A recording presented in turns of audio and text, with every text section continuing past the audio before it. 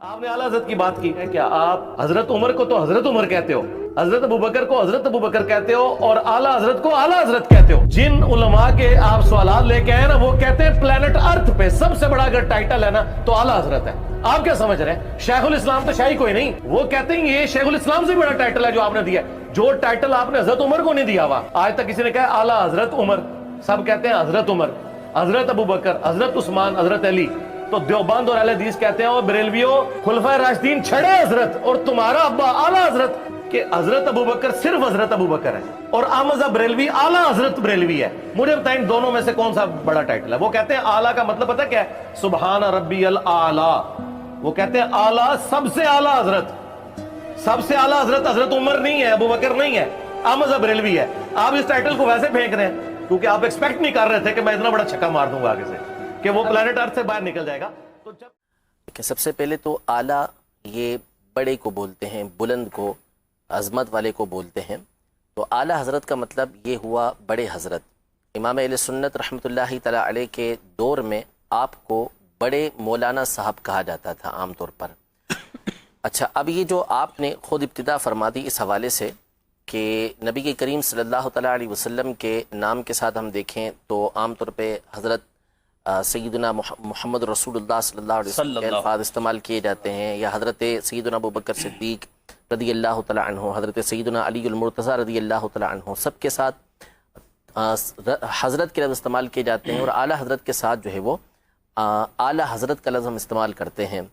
تو اس پر بعض لوگ اعتراض کرتے ہیں کہ آپ نے اعلیٰ حضرت کو یہ سب سے بڑا دیا، یعنی دیگر کو تو آپ فقط حضرت کہہ رہے ہیں، اور جب امام اہل سنت کی بات آتی ہے، امام احمد رضا کی بات آتی ہے، تو آپ اعلیٰ حضرت یہ کہتے ہیں۔ تو یہ گویا کہ اعلیٰ حضرت کو بڑا دینا ہے، ٹھیک ہے؟ تو یہ اعتراض بالکل باطل ہے۔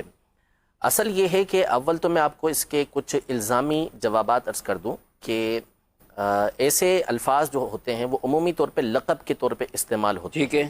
اور جب لقب استعمال ہوتا ہے تو اس میں اس کے یہ نہیں ہوتا کہ استغراقی، یعنی اس کے تمام افراد یہاں پر مراد ہوں، بلکہ ایک مخصوص طبقہ وہاں پر مراد ہوتا ہے۔ اس کی مثال لیجئے، مثال کے طور پر حضرت سیدنا حسن مجتبی رضی اللہ تعالیٰ عنہ، جو نبی کریم صلی اللہ تعالیٰ علیہ وسلم کے نواسے ہیں اور جنتی نوجوانوں کے سردار ہیں، لیکن جب ہم ان کا نام لیتے ہیں تو ہم کہتے ہیں سیدنا امام حسن مجتبی، ٹھیک ہے؟ امام حسین رضی اللہ تعالیٰ عنہ، صحیح، شہید کربلا، جنتی نوجوانوں کے سردار ہیں، لیکن کیا کہا جاتا ہے؟ امام حسین، ٹھیک ہے؟ امام محمد باقر رضی اللہ تعالیٰ عنہ اہل بیت اطہار میں سے ہیں، امام اعظم کے اساتذہ میں سے ہیں۔ امام جعفر صادق اہل بیت اطہار میں سے ہیں، امام اعظم کے اساتذہ میں سے ہیں۔ امام حسن بصری، امام ابن سیرین، امام مالک، امام شافعی، امام احمد بن حنبل۔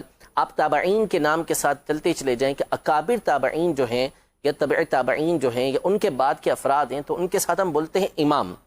لیکن جب بات آتی ہے نعمان بن ثابت رحمۃ اللہ تعالیٰ علیہ، ابو حنیفہ رحمۃ اللہ تعالیٰ علیہ، تو ان کے نام کے ساتھ ہم بولتے ہیں امام اعظم۔ اعظم اور اعلیٰ کا معنی ایک ہی ہے، یعنی بڑے امام۔ تو اب کوئی یہ اعتراض کرے کہ یار آپ نے تو امام اعظم کو امام حسن مجتبی سے بڑھا دیا، امام حسین سے بڑھا دیا، حالانکہ ایسا کوئی بھی نہیں کہتا، ٹھیک ہے؟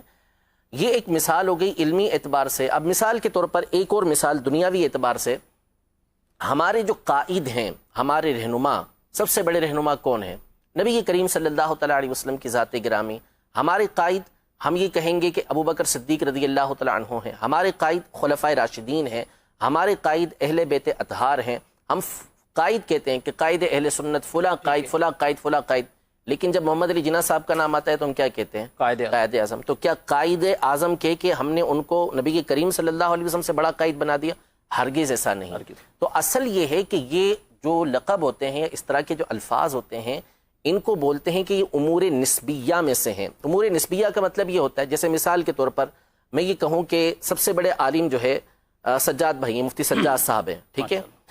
تو اب کوئی یہ کہے گا کہ کیا مفتی سجاد صاحب، جن کو میں نے سب سے بڑا عالم کہا، تو یہ کیا مفتی قاسم صاحب سے بھی بڑے عالم ہیں؟ ظاہر سی بات ہے کہ ہم میں سے کوئی بھی نہیں کہے گا کہ مفتی قاسم صاحب سے بڑے عالم ہیں، بلکہ اس کا مطلب کیا ہوا کہ ہم جو یہاں پر افراد موجود ہیں، ہم میں سب سے بڑھ کر علم کے اندر یہ ہیں.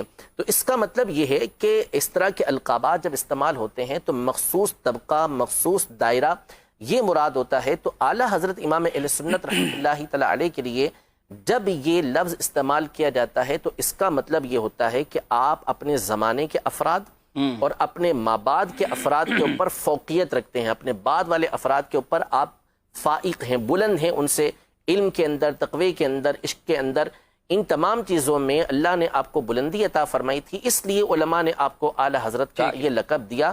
نعوذ باللہ اس کا مطلب یہ نہیں ہوتا کہ پچھلے جو بڑے بڑے اکابر گزرے ہیں ان کے اوپر اعلیٰ حضرت رحمۃ اللہ تعالی علیہ کو فوقیت دی جا رہی ہے. قرآن مجید فرقان حمید میں اللہ تبارک و تعالی ارشاد فرماتا ہے یرفع اللہ الذین آمنوا منکم والذین اوتوا العلم درجات، کہ اللہ تبارک و تعالی تم میں سے ان لوگوں کے درجات کو بلند کرتا ہے جو ایمان والے ہیں، بالخصوص ان کے درجات کو بلند کرتا ہے کہ جو علم والے ہیں.